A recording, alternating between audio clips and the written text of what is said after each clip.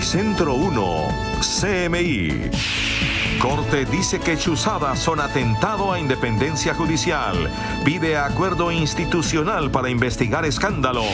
Rama judicial aclara y dice que no hay micrófonos espías. General Nicasio Martínez responde por chuzadas y dice que es una cacería de brujas. Gobierno promete regular aplicaciones móviles para que Uber siga en el país. 21 de enero, arranca nueva movilización de paro nacional. Nueva advertencia de Naciones Unidas por asesinato de líderes sociales. Acuerdo entre Otto Pula y la Fiscalía por caso Odebrecht. Testigo contra Santiago Uribe sufre de locura. Argumento de la defensa del hermano del expresidente Uribe. Histórico fallo protege abejas por contaminación. De la Casa Real a Disney. Reina Isabel II apoya renuncia a la monarquía de Príncipe Enrique y su esposa Meghan Markle. Y en deportes todo sobre la victoria de Santa Fe ante Deportivo Cali esta noche por el torneo ESPN. Alarmante nivel de selección Colombia en vísperas del torneo preolímpico. Nairo Quintana dice que por fin tendrá un equipo que trabaje solo para él. Con 11 nominaciones, la película Joker se convierte en la gran favorita de la versión número 92 de los premios Oscar de la Academia. Al final de la emisión los espero con todos los detalles desde Cine Colombia, Gran Estación, Bogotá. Ya nos vemos. Con Claudia Palacios y Margarita Ortega. Buenas noches, bienvenidos a Noticentro 1 CMI. Duro pronunciamiento de las altas cortes por el nuevo escándalo de interceptaciones ilegales que sacude al ejército. Las altas cortes dicen que se necesita una unidad institucional para investigar a fondo y evitar un nuevo capítulo de las también llamadas chuzadas, de las que presuntamente fueron blanco magistrados, políticos y periodistas. En un comunicado, la Corte Suprema de Justicia calificó como una amenaza contra el Estado de Derecho los seguimientos e interceptaciones. Señaló que las autoridades competentes deben frenar los efectos de las acciones criminales denunciadas e imponer todo el peso de la ley a los responsables de este ataque contra la democracia colombiana. Por su parte, el Consejo de Estado aseguró que esto es un atentado contra la independencia judicial. Una manera de generar presiones indebidas a los jueces, y esto es absolutamente reprochable en un Estado de Derecho. Agregó que las autoridades no pueden utilizar los recursos del Estado para perseguir a sus ciudadanos. Ponen en evidencia la vulnerabilidad del preciado derecho fundamental a la intimidad y el uso indebido de tecnologías de la información que han sido entregadas al Estado colombiano para combatir la corrupción, no para afectar ese derecho a la intimidad. Las Cortes exigieron investigaciones exhaustivas para encontrar a los responsables. Y el micrófono que apareció en la oficina del magistrado de la Sala de Instrucción de la Corte Suprema de Justicia, César Reyes, habría sido instalado por la Caja de Compensación Compensar, según aclaró la dirección de la rama judicial. En una carta dirigida a la rama judicial, la empresa Santa María, dueña del edificio donde funciona la sala de instrucción en Bogotá, afirmó que los micrófonos hacen parte de un sistema de videoconferencias instalado por Compensar, antiguo arrendatario. Este sistema lo requerían para mejorar, creo, la comunicación entre todas las sedes a nivel nacional. También señaló que el micrófono estaba desconectado. Y después de hacer todas las revisiones que hicieron, estos sistemas están deshabilitados, no están habilitados, están totalmente desconectados, deshabilitados. Hoy fue hallado un segundo micrófono en la oficina de un magistrado auxiliar del togado César Reyes, similar al encontrado en el lugar de trabajo de este último. Agentes del CTI hicieron una inspección al despacho del magistrado Reyes y certificaron que no hay más aparatos tecnológicos. CMI también conoció denuncias de este magistrado sobre drones sospechosos volando cerca de las instalaciones de la sala de instrucción. Todo esto es investigado por la Fiscalía General de la Nación. La defensa del excomandante del Ejército General en retiro, Nicasio Martínez, que aparece vinculado en el escándalo de interceptaciones ilegales, asegura que todo se debe a una cacería de brujas.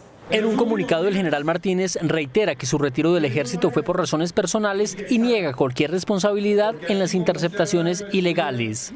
No tengo nada que ver con la publicación realizada por la revista Semana y me encuentro totalmente ajeno a ese tipo de acciones ilegales e injuriosas. Según la publicación, cuando Martínez era comandante del ejército, varias unidades de inteligencia recibieron órdenes de hacer interceptaciones ilegales. Jamás he dado orden alguna contraria a la Constitución y la ley. Señala que acudirá a instancias judiciales para tratar que se establezca la verdad.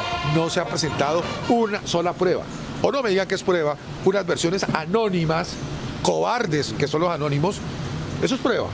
Sobre eso se ha puesto en tela de juicio 38 años de vida militar al servicio de este país. ¿Con un anónimo? ¿Cobarde? El general Martínez fue comandante del ejército hasta el 27 de diciembre. Y el ministro de Defensa negó que tuviera información previa a la denuncia de chuzadas que publicó la revista Semana. En la primera respuesta oficial del gobierno sobre el escándalo que sacude al ejército, el ministro de Defensa dijo que su despacho no sabía de estos hechos hasta que salieron a la luz pública. Lo único que se conoce es el escrito de la revista Semana. Las circunstancias, los nombres, los hechos, las condiciones de modo, tiempo y lugar en que presuntamente se produjeron esos hechos ilícitos se esclarecerán a raíz de las investigaciones que se adelanten. Sin embargo, CMI estableció que la Procuraduría General de la Nación le había advertido al ministro sobre el alcance de las inspecciones judiciales en las unidades de inteligencia, donde se habrían encontrado las evidencias de las interceptaciones. El ministro también reiteró la versión del gobierno sobre la salida del general Martínez. Que el general Nicasio Martínez salió por las razones personales que adujo y que fueron entendidas por el señor presidente de la República. Finalmente manifestó la disposición del gobierno para entregar información a la Fiscalía y la Procuraduría. Tras el anuncio de Uber del cierre de la operación en Colombia, el gobierno anunció que impulsará en el Congreso un proyecto de ley que fije nuevas condiciones para la prestación del servicio público de transporte, que garantice el equilibrio y la libre competencia y sobre todo que tenga en cuenta las nuevas modalidades de transporte. Luego de una reunión en la Casa de Nariño por el tema Uber, la ministra de Transporte explicó que el proyecto que impulsará el gobierno en el Congreso sería el que ya radicó el representante Mauricio Toro y cuyo articulado será ajustado con los elementos que arrojen unas mesas de trabajo convocadas antes de marzo.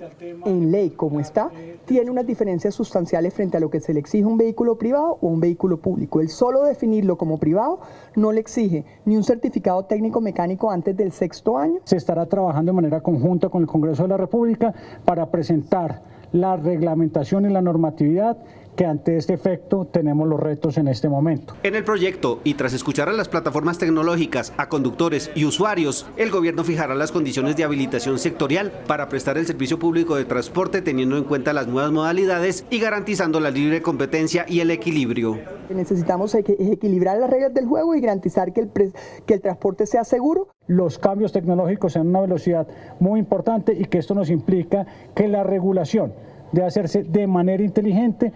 Las condiciones laborales serán definidas en un proyecto distinto que presentará el Ministerio de Trabajo. Y 2 empresas de las 4 que manejan el negocio de patinetas eléctricas en Bogotá también abandonan la ciudad por competencia desleal y poca rentabilidad.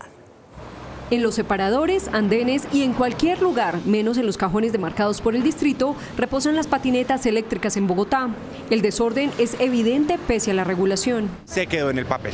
Es necesario que la administración le meta diente a eso, que lo trabaje. Algunas empresas no respetan las zonas demarcadas y operan con más patinetas de las autorizadas, comportamientos que llevaron a Lime y a Cosmic a cerrar operaciones en Bogotá.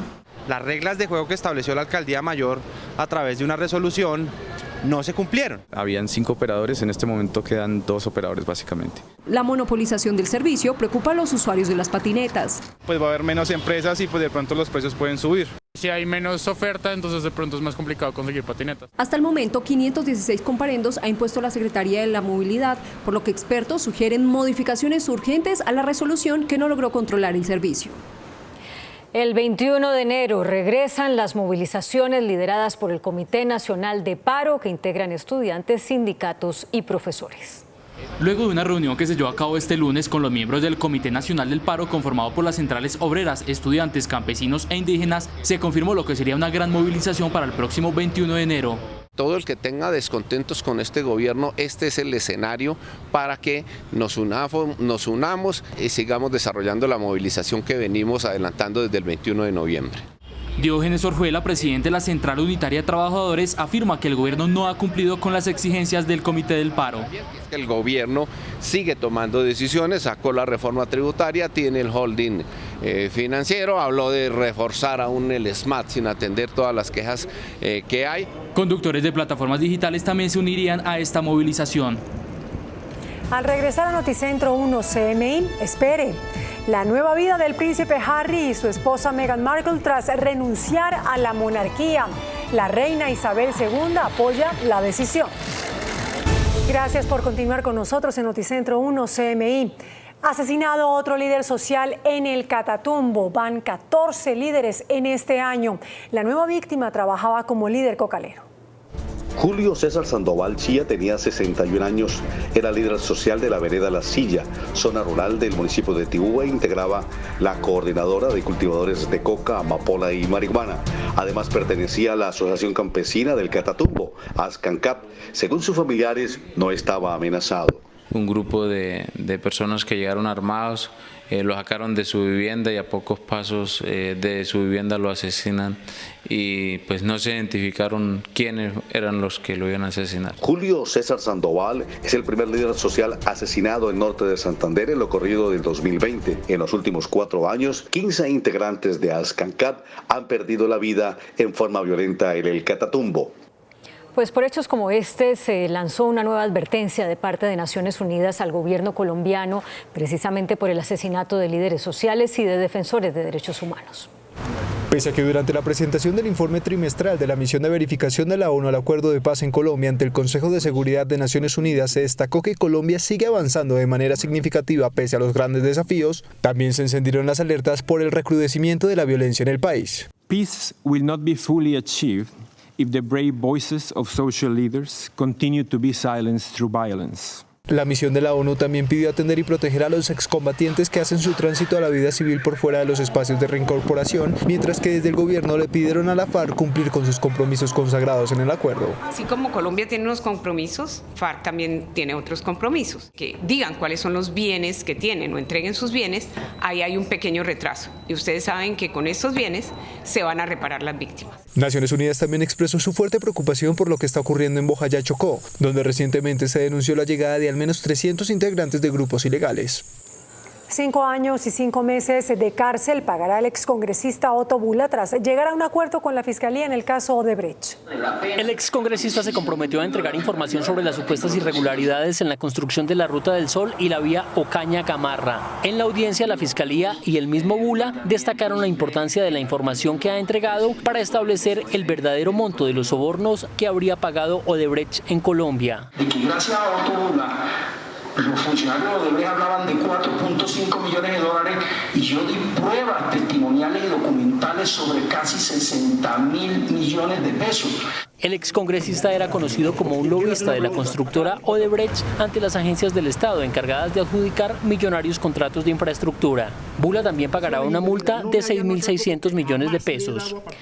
Asegurando que uno de los testigos contra Santiago Uribe tiene problemas mentales, la defensa del hermano del expresidente Álvaro Uribe presentó sus alegatos finales en el proceso judicial contra el ganadero por la conformación del grupo paramilitar Los 12 Apóstoles. La defensa de Santiago Uribe desestimó el testimonio de Eunicio Pineda Luján, testigo clave contra el hermano del expresidente Álvaro Uribe. A una persona con esquizofrenia que salió del consultorio de un psiquiatra. Otra es la posición de la defensa de las víctimas. Según el dictamen de medicina legal, probado que lo que Eunicio tiene es un estrés postraumático. Desde hoy y durante 5 días se realiza la etapa de alegatos finales en la última parte del juicio contra el ganadero Santiago Uribe Vélez, a quien se le adelantan procesos por conformación de grupos paramilitares y el asesinato de un conductor de servicio público hace 26 años. Histórico fallo. El Tribunal Administrativo de Cundinamarca ordenó medidas de protección para las abejas y polinizadores que están siendo afectados por sustancias químicas utilizadas en el campo. El fallo le ordena al gobierno que evalúe si las abejas y polinizadores están siendo afectados por 4 insecticidas de la familia de los neonicotinoides, los cuales son usados en múltiples tipos de cultivos. Son una de las causas eficientes que están acabando con las abejas, especialmente las melíferas, que son las que más documentadas están. El tribunal tomó en cuenta varios estudios científicos en los que se documenta la presunta afectación a los polinizadores que son expuestos a la sustancia. Las abejas y los polinizadores son los responsables de la producción de un poco más del 70% de los alimentos que todos los días toda la humanidad lleva a la mesa. La sentencia puede ser apelada para ser estudiada por el Consejo de Estado. La reina Isabel II respaldó la decisión del príncipe Enrique y de Meghan Markle de renunciar a la familia real. Ahora se inicia un periodo de transición para que la pareja salga de la primera línea de la monarquía británica. La reina Isabel II emitió un comunicado en el que afirma su completo respaldo a la decisión de los duques de Sussex, Harry y Meghan, de crear una nueva vida fuera de la realeza y acordó un periodo de transición para acomodar la nueva situación de la pareja. Además, la monarca informó que el matrimonio no quiere depender de los fondos públicos. Luego de conocida esta noticia, el diario británico The Sunday Times realizó una publicación sobre el supuesto acoso que habría ejercido el príncipe Guillermo contra los duques de Sussex, en especial contra Markle, lo que habría provocado una pelea entre los hermanos, por lo que los duques decidieron emitir un comunicado en conjunto con el objetivo de disolver todas las especulaciones. Tras su salida de la realeza, Meghan Markle retomará su antigua profesión trabajando para Disney. Se conoció una conversación que mantuvo el príncipe Harry con Robert Iger, el director ejecutivo de Disney, a quien convencía del talento de su esposa.